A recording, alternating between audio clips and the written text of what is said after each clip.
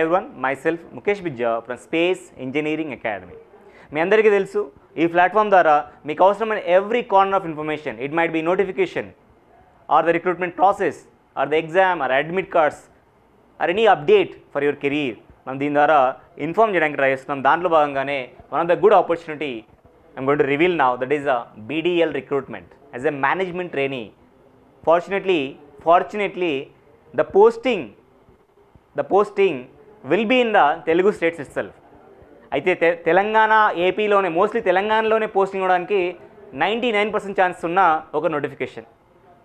Almost experience అయితే mandatory ఏమీ లేదు, డిజైరబుల్ అన్నాడు కానీ ఎక్స్పీరియన్స్ అయితే మ్యాండేటరీ లేదు. ఫ్రెషర్స్ అందరూ అప్లై చేసుకోవచ్చు.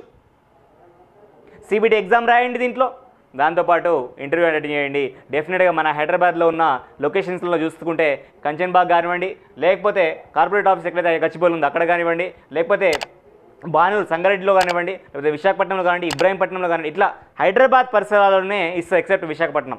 Vizag also beautiful place to work, right? ఇలాంటి ప్లేస్లలో మీకు వర్క్ ఇవ్వడానికి మెజారిటీ ఛాన్స్ అయితే ఉంది. Don't miss this opportunity Telugu students. Okay sir, చూద్దాం ఒకసారి రిక్రూట్మెంట్ ప్రాసెస్ గురించి. ఇది 21 ఫిబ్రవరిని క్లోజ్ అయిపోతుంది. 30 జనవరి రోజున ఈ అప్లికేషన్స్ ఓపెన్ అవ్వబోతున్నాయి. ఆన్లైన్లోనే అప్లై చేసుకోవాలి. వేకెన్సీ గురించి మాట్లాడుకుంటే name of the post is MT electronics grade 2లో మనకు పోస్టింగ్ ఇస్తున్నారు. ఓకే, ఆల్మోస్ట్ 15 lakhs ప్యాకేజీ సీటేజ్ ఇవ్వబోతున్నారు. హైదరాబాద్లో ఉంటే 15 lakhs గవర్నమెంట్ జాబ్ అంటే it's not a joke, right? It's a very good opportunity. Try to grab it. Okay, ఎలక్ట్రానిక్స్కి 15 vacancy కనబడుతున్నాయి, మెకానికల్ MTకి 10 వేకెన్సీ కనబడుతున్నాయి, ఎలక్ట్రికల్ MT డిపార్ట్మెంట్లో 4 వేకెన్సీస్, కంప్యూటర్ సైన్స్ MT డిపార్ట్మెంట్లో 2 కనబడుతున్నాయి, MT సైబర్ సెక్యూరిటీలో 2, అట్లా కెమికల్ ఎవరైనా చేస్తుంటే 1, సివిల్లో 2 ఆపర్చునిటీస్ కనబడుతున్నాయి. బిజినెస్ డెవలప్మెంట్ ఇదంతా మన టెక్నికల్ సంబంధించింది కాదు. ఫర్దర్గా వెళ్తే ఇది మన టెక్నికల్ సంబంధించిన అనుకోవచ్చు. సివిల్ కూడా ఉన్నాయి. Let's see civil point of view also, right? Civil point of వ్యూలో కూడా ఒక వేకెన్సీ అయితే ఉంది. సివిల్కి SM పొజిషన్లో 1, DGM పొజిషన్లో 1 పొజిషన్స్ చూసుకోవచ్చు మీరు. ఇలాంటి వేకెన్సీస్ అయితే ఉన్నాయి. పే స్కేల్ గురించి కనుక మాట్లాడుకుంటే ఓవరాల్గా 49 వేకెన్సీస్కి రిక్రూట్మెంట్ అయితే ఇచ్చారు. పే స్కేల్ విషయం మాట్లాడుకుంటే మనకు గ్రేడ్ 2లో ఉంటున్నాం మనం. గ్రేడ్ 2లో ఉన్న వేకెన్సీ గురించి మాట్లాడుకుంటే MT ఎలక్ట్రానిక్స్ కానివ్వండి, MT మెకానికల్ కానివ్వండి, మెజారిటీ పాయింట్ ఆఫ్ వ్యూలో మాట్లాడుకుంటే అన్నీ కూడా MT ఉన్నాయి అక్కడ, రైట్? సో అందరికి కూడా మంచి పే స్కేల్ ఇవ్వబోతున్నారు. ఇది పోస్ట్ కోడ్. ఇది let me come to the pay scale. MT grade 2లో ఉన్న వాళ్ళకి వండర్ఫుల్ పే స్కేల్ ఉంది. 40,000 నుంచి 1,40,000 పే స్కేల్ అయితే వీళ్ళు పే చేస్తున్నారు. And average approximately 15.91 lack of salary అయితే వస్తుంది. ఎటువంటి ఎక్స్పీరియన్స్ అవసరం లేదు, ఫ్రెషర్స్ అందరూ అప్లై చేసుకోవచ్చు. కాబట్టి ఈ ఆపర్చునిటీ మిస్ చేసుకోవద్దు. దయచేసి వినండి. BDL given a recruitment process. The majority of the placing of the post will be in the Telugu states only. గుర్తుపెట్టుకోండి, అవకాశాన్ని మిస్ చేసుకోకండి. 15.91 lakh is not a bad number. It's very very impressive package here. Okay, అట్లాగే ఒకవేళ civil అనుకున్నాం కదా, సివిల్కి SM and DGM పొజిషన్లో ఉన్నాయి. వాళ్ళకైతే పే స్కేల్ ఆల్మోస్ట్ CTC కూడా 25 lakhs 28 lakhs ఉంది. బట్ ఈ రెండింటికి కూడా ఎక్స్పీరియన్స్ అయితే అడుగుతున్నాడు. అది దాని గురించి మనం తర్వాత మాట్లాడదాం. ఓకే, ఏజ్ గురించి మాట్లాడితే ఏజ్ రిలాక్షన్స్ ఈ విధంగా ఉన్నాయి. MT పొజిషన్కి అయితే ఆల్మోస్ట్ ఏజ్ రిలాక్షన్స్ సేమ్గా ఉన్నాయి. మనం మాట్లాడుతుంది MT పొజిషనే కాబట్టి చూడండి. అన్రిజర్వ్డ్ అయితే 27, OBCకి అయితే 30, SCకి అయితే 32, STకి అయితే 32గా ఉన్నాయి. రిలాక్సేషన్స్ కూడా ఇస్తారు ఇక్కడ, ఖచ్చితంగా రిలాక్సేషన్స్ ఉంటాయి. SC STకి OBC వాళ్ళకి జనరల్గా గవర్నమెంట్ యాజ్ పర్ నార్మ్ బట్టి రిలాక్సేషన్స్ ఉన్నాయి. ఇక్కడ చదవచ్చు. ఇక్కడ person with bench mark disable అయితే రిలాక్సేషన్ 10 years ఉంటుంది.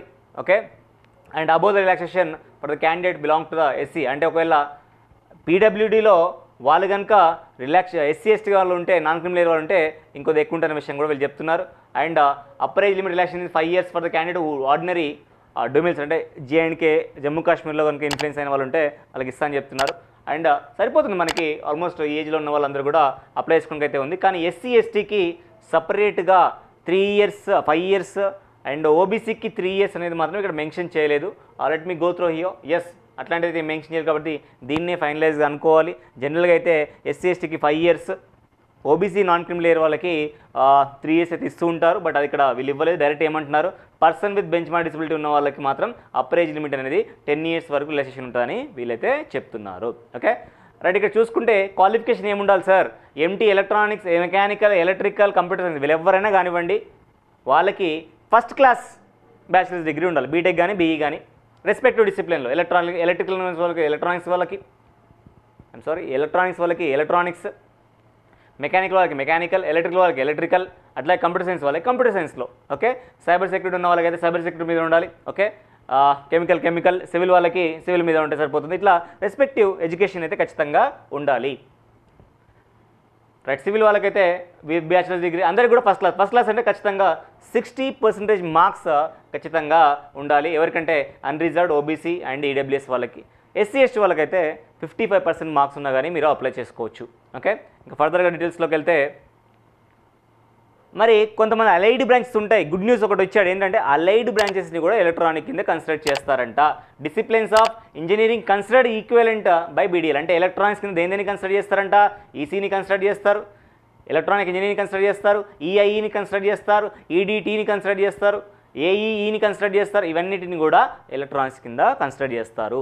మెకానికల్ కింద ఇవన్నిటిని మెకానికల్ కన్సిడర్ చేస్తారు. చాలామంది ప్రొడక్షన్ చేసిన వాళ్ళు అయితే చాలామంది అడుగుతుంటారు, వాళ్ళకి కూడా ఆపర్చునిటీ అని చెప్పొచ్చు.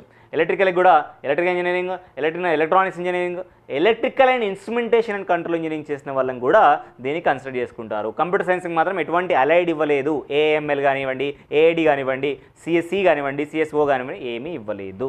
ఓకే, చాలా coming back to the positions of post qualification experience అయితే పోస్ట్ క్వాలిఫికేషన్ ఎక్స్పీరియన్స్ అయితే ఎటువంటిది అవసరం లేని విషయాన్ని వీళ్ళు చెప్తున్నారు. ఏది మనం ఎంటీ గురించి మాట్లాడినప్పుడు మిగతా వాటికి అయితే అవసరం ఉంటే చూసుకోవచ్చు మీరు. ఓకే, ఇంకా ఫర్దర్గా వెళ్దాం ఒకసారి. ఇంకా డీటెయిల్స్ విషయానికి వస్తే హౌ టు అప్లై. ఎస్, మనకు ఫీజు అయితే ఉంది ఇక్కడ. అప్లికేషన్ ఫీజు అయితే 500 రూపీస్ ఉంది. ఫస్ట్ సెలక్షన్ ప్రాసెస్కి వద్దాం. సెలక్షన్ ప్రాసెస్లో మేనేజ్మెంట్ ట్రైన్ ఏదైతే ఉందో దానికి ఫస్ట్ రిటన్ టెస్ట్ ఎగ్జామ్ పెడతారు, దాంతోపాటు ఇంటర్వ్యూ కండక్ట్ చేస్తారు. రిటన్ టెస్ట్ ఎగ్జామ్ ఏదైతే సిబిటీ ఎగ్జామ్ ఉందో ఖచ్చితంగా నెగిటివ్ మార్కింగ్ ఉంటుందని చెప్తున్నారు వీళ్ళు. దీంట్లో ఈ సిబిటీ ఎగ్జామ్లో 2 పార్ట్స్ ఉంటాయంట. పార్ట్ 1లో 100 క్వశ్చన్స్ ఉంటాయంట. ఓకే, అవి 150 part 1 consider 100 MCQs on the concern subject base చేసుకొని 100 MCQ ఉంటాయనే విషయాన్ని వీళ్ళైతే చెప్తున్నారు. ఓకే, అదే పార్ట్ 2 విషయానికి వస్తే 50 MCQs ఉంటాయి, అది జనరల్ యాప్టిట్యూడ్ మీద ఉంటాయనే విషయాన్ని చెప్తున్నారు. Each question carry 1 mark. Overall ఎంత 150 క్వశ్చన్స్. 150 క్వశ్చన్కి 1 మార్క్ చొప్పున 150 మార్క్స్ అయితే ఉంటాయి. Negative marking every 4 ఆన్సర్స్కి 1 mark deduct అవుతున్న విషయాన్ని వీళ్ళైతే చెప్తున్నారు. అదే 85% వెయిటేజ్ ఖచ్చితంగా సిబిటీకి ఇస్తారు, 15% ఇంటర్వ్యూకి ఇస్తారనే విషయాన్ని వీళ్ళు ఇన్ఫార్మ్ చేస్తున్నారు. మినిమం క్వాలిఫైయింగ్ ఎన్ని మార్క్స్ రావాలి sir?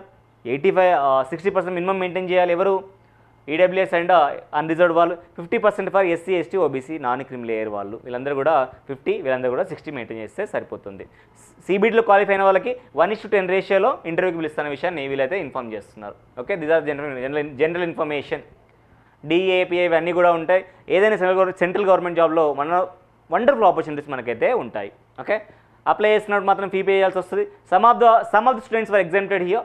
SC, ST, PWD, ex service men వాళ్ళకైతే ఎటువంటి అప్లికేషన్ ఫీజు లేదు. వాళ్ళు కాకుండా మిగతా వాళ్ళందరూ కూడా 500 రూపీస్ అమౌంట్ పే చేసుకోవాల్సి ఉంటుంది. ఆన్లైన్లో పే చేసుకోవచ్చు. ఓకే, ఆల్రెడీ వర్క్ చేస్తున్న వాళ్ళు మాత్రం నో అబ్జెక్షన్ సర్టిఫికేట్ తీసుకొని సబ్మిట్ చేయాల్సి ఉంటుంది. ఓకే, ఇవన్నీ కూడా జనరల్ ఇన్స్ట్రక్షన్సే ఉన్నాయి. మీరు ఈ పీడిఎఫ్ని మన టెలిగ్రామ్ ఛానల్లో మనము సబ్మిట్ చేస్తాం, అప్డేట్ చేస్తాం. అక్కడ మీరు పీడిఎఫ్ని తీసుకొని జాగ్రత్త చదువుకొని అప్లై చేస్తారు. 1-2 సార్లు చదువుకొని అప్లై చేసుకోండి. అలా మళ్ళీ చెప్తున్నాను చూడండి, ఇక్కడ 21st February is the last date to apply this recruitment process.